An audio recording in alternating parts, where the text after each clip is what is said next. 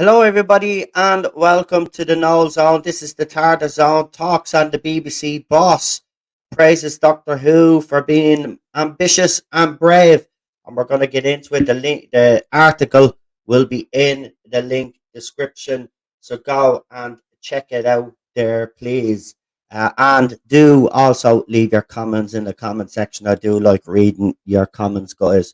So don't forget to do that, and don't forget to like, share, and if you haven't subscribed and you're new to you've just came across this channel, don't forget to hit that little subscribe button as well, and that notification bell so you don't miss out on any of the streams, live streams, or topics that we cover in the little videos that we do. So this comes from the Radio Times.com. Doctor Who has never been more ambitious and brave, says Doctor Who's boss. Shooty Gatwa's first full season starts in May, and we're not really that long away, folks.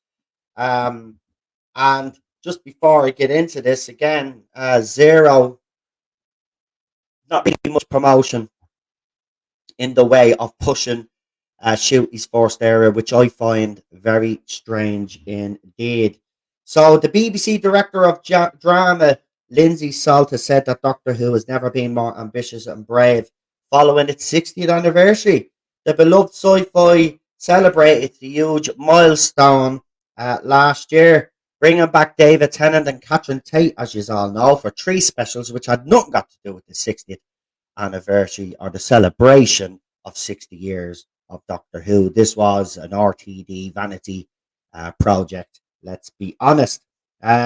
Salt has celebrated how far the show has come while looking ahead at the BBC's upcoming slate, which includes a new sci-fi commissioned based on the novel The Ministry of Time. She said Doctor Who celebrated 60-year anniversary last year, and it's never been more ambitious and brave.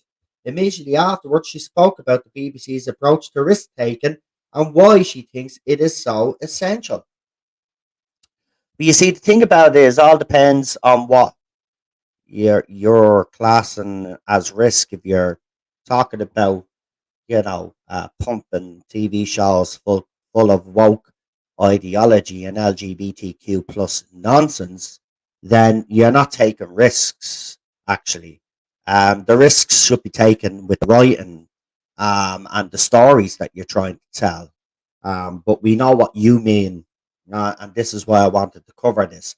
We know what this means, folks. This is when they say ambitious and brave, they don't mean ambitious and brave in the way we would uh, see see what the writers do. Basically, for us, ambition and brave is the risks that the writers take, the showrunner takes with the plots and the stories. But she thinks it's ambitious and brave, and they're taking risks because they had Yasmin Finney, who played the first trans character in Doctor Who. To them, that's taking risk and being brave, but it's not. But it's not. It's far from being brave.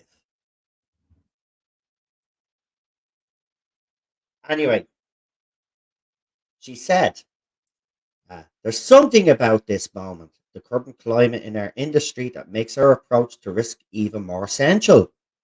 While others might become more cautious, we will go further to take the risk others won't, to task all the producers and creatives in this room to keep pushing those boundaries and to venture into the creative unknown. But when she talks about pushing boundaries, she isn't talking about story wise. Again, she's talking about the message, right? And while others have, and this is why she's referenced, while others are being cautious, now we're seeing in the industry that there is caution, right? A lot of industries now are not, a lot of studios as well, and writers are not willing to push the message anymore.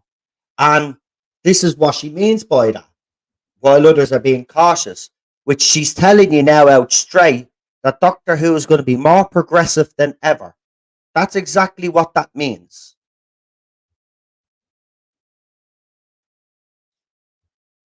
And then she continues by saying, and real risk taking is also about protecting those dangerous moments in scripts. Those moments where you sit up and think. See, again, she's not talking about protecting the most dangerous moments. What she's saying is protecting the message, right? The message must be protected at all costs, right? And when she says that it'll have moments, sit up and think moments, yeah, it will have sit up and think moments. People will sit up and think, what the hell have I just watched?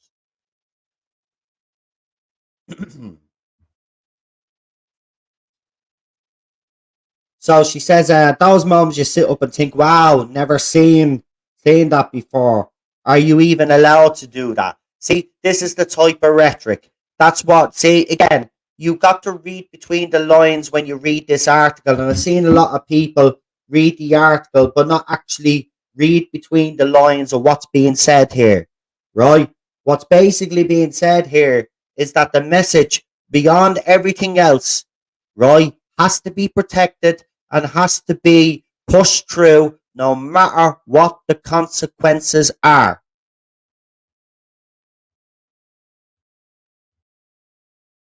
Gatwa's full season of Doctor Who will begin in May, with the BBC releasing a trailer at Christmas teasing what's to come. Well, it wasn't a trailer, right? And they haven't done that since Christmas. So, like, hello, we're heading towards March now. We're in February, the end of February, 27th. Where's the proper trailer? Where's the promotion of shoot you got last first season? The only press that we've seen is from the fact that Millie Gibson could be gone and is gone, sorry, and has been replaced. Where's the trailer? Where's the promotion?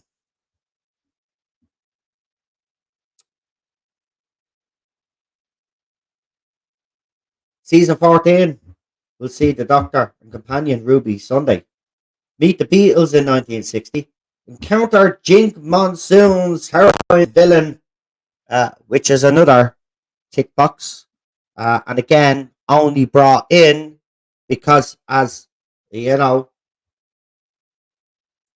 as Miss Salt says there, they're all about taking risks, right? Um, and an adventure to the Regency period with a character played by Jonathan Groff. We can't wait, says the reporter there, uh, Louise Griffin, who seems to be down with the message. Um, but, as I said, this isn't about writing good stories. This isn't about, giving Doctor Who fans what they want. And she said it there. And RTD, I do believe, is going to use Doctor Who as a vehicle. He's a very angry man. He's angry at the world because there's a pushback against the trans community, and rightly so. He's just a moron who can't actually understand that people might have different opinions and are concerned about certain things that are going on, and I do believe firmly that that community is being used by scumbags. As I said, every movement, every hashtag, everything that we've seen over the last, since 2016 especially, and onwards, has been, these things unfortunately attract a lot of unsavory people and characters, and they get infiltrated and they get used.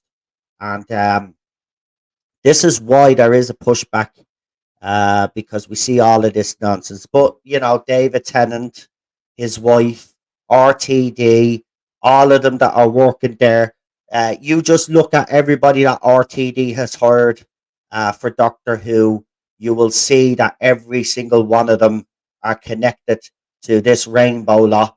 And, it seems to me that he has made it explicitly clear that Doctor Who is a new club for uh, the LGBTQ plus community, and he really doesn't give a shit about the rest of us. And by the way, Miss Salt doesn't give a shit about us either. Um, you see, when they realise that they've messed up, it'll be too late. And people like myself for the past 6 years have been trying to get people to wake up inside that industry. The people behind Doctor Who. Ted, just sit there, buddy. Yeah, you can't be moving. Sorry, trying to move there. Go on, sit down and rest, buddy. He hasn't, as you know, he hasn't been well, but he's on the mend. But Cheryl is now sick. Anyway, um, it's not going to be a show for us anymore. It is very clear from everybody that he's heard. Um, and you know, look, it's going to be a train wreck. Okay, the 60th anniversary, or so-called 60th anniversary, showed us that RTD does not have the ability to rescue this show. Right, it's as simple as that. Um, you've got to analyze his forced error properly. And if you do look at it, most of the good stories in his era were written by other people. Now, RTD has written all of the stories so far, and I've got to be honest, what he's produced has not been good enough, right? So, the reason why we probably don't have a trailer is because, you know, probably what they've produced for the fourth season, they can't put a coherent trailer together.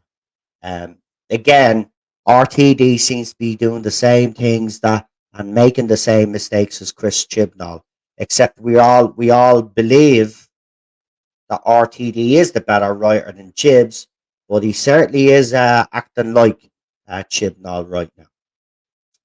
So when I see articles like that from a from the head of drama saying Doctor Who has never been more ambitious and brave, what they really mean is Doctor Who has never been more progressive and pro LGBTQ plus is what they mean, and everything else, feminism and all of that other nonsense that has been creeping into our entertainment and ruining our entertainment. The bottom line is, as I said, Doctor Who isn't for everybody. Doctor Who is sci-fi. Doctor Who is a specialized niche, just like Star Trek, just like Star Wars. The problem is that all of these people that are in charge are trying to make these shows and make these franchises for everybody, and that's their biggest downfall. And they keep making the same mistakes over and over again. There's nothing wrong with saying Doctor Who isn't for everybody. There's no problem saying there's no Star Wars isn't for everybody, Star Trek and all of that, and so on and so on and so on. That's why there are currently thousands of genres out there, right? Because we are a big planet, and of course, everybody has different tastes and different needs and all of that. That's why we have so many different genres. The problem is that over the last few decades, is that especially within sci-fi, there seems to be this current trend of trying to make it mainstream, and it's not a mainstream genre. It's as simple as that. This is where they're going wrong, and they're going to continue to go wrong because they still haven't learned their lessons. They still aren't listening to the people, the fans, who are telling them what the issues and the problems are. And until you get someone in there that cares for these franchises and is willing to listen to the fans, to the problems, then you're never going to get anywhere. It's as simple as that. And, you know, when you've spent your time watching the show for as long as I have, there's been fans watching the show longer than I have. There's been fans around since the show first came on air, and they're still fans of the show. When you're not listening to those people and those people are telling you everything that's wrong with the show, and you're ignoring them and you're calling them racist, sexist, bigots, transphobic, or whatever, homophobic, whatever you just want to throw at them, right? You're never gonna win. And this Doctor Who will continue to fail and will continue to lose ratings until someone listens to the right fans. Now RTD will claim that he is listening to fans, right? He will say, "Oh yeah, we're listening to fans." Well, I mean, if you're listening to people like Mr. Teabag or Therese or any of those fans, well, you're listening to the wrong fans, right? They're not fans; they're grifting. By the way, they grift in the fandom to extort people, right? We've seen it in the past. A few of them have been called out. That's who you're conversing with, right? You're listening to the wrong people. You need to be listening to the people that actually care about the show and aren't worried about pandering to people. I mean, you listen to an idiot that has harassed, bullied, and done hit pieces on the fandom, and you listen to them over the idea for a ramp, a wheelchair ramp for the TARDIS. They're the people that you're listening to. You're listening to people that have bullied women offline, have bullied fans offline in the name of Jodie Whittaker over the last 5 or 6 years and Chris Chibnall's nonsense. Right? That's who you're listening to. And let me tell you this. Let me tell you this. It might have taken 6 years to get rid of Chibnall, right? But he's gone. And to be quite honest with you, at this time around, it won't be quick. At this time around, it won't be too long before you're gone, RTD. Because the fans have already had 5 or 6 years of this. They're not good. Listen, you make mistakes in your first season, it's game over. You have an uphill struggle, and I'll be surprised if Disney keep you propped up when you keep losing ratings and keep losing money, because that's exactly what's going to happen. So you turn this around by listening to the very people that have been telling you what's wrong with the show. Okay, you need to go back to what Doctor Who is, which is a sci-fi, right? You need to go back and tell sci-fi stories. We can have the odd historical and all that, like we used to have in the past, the odd horror episode here and there, and all of this, right? But you got to leave out your nonsense and all of this crap. Okay, nobody. Listen, gonna say it now, right? Gender ideology has no business in Doctor Who. This is not a biology fucking show. It's not biology class. And if you want to do a show based on transgenderism, well, then why not actually create a show based on transgenderism and highlight the issues there, right? Transgenderism and that issue, gender ideology has no business in Doctor Who. It's a sci-fi show, right? As I said, not a biology class. Okay, and if a half of you knew biology, you wouldn't be talking the crap that you're talking. Or if you understood basic biology, then you wouldn't be talking the crap that you're talking. Okay, so leave it out the nonsense, get back to basics, and get back to telling exciting stories, and then you might get somewhere um, healing the rift between fans and the people that were responsible for Doctor Who and have let it down. And you keep all saying that you all understand that you are custodials of this show. You are just caretakers hanging on to the show to hand it over to the next person. Well, I have to say I haven't liked his cavalier approach after the over the last couple of years. And Chibs certainly didn't hand it over in a decent state. So, let's see if you can actually hand it to the next person in a decent state. But I've got to be honest with you, I don't think there will be a next person to hand the show over to.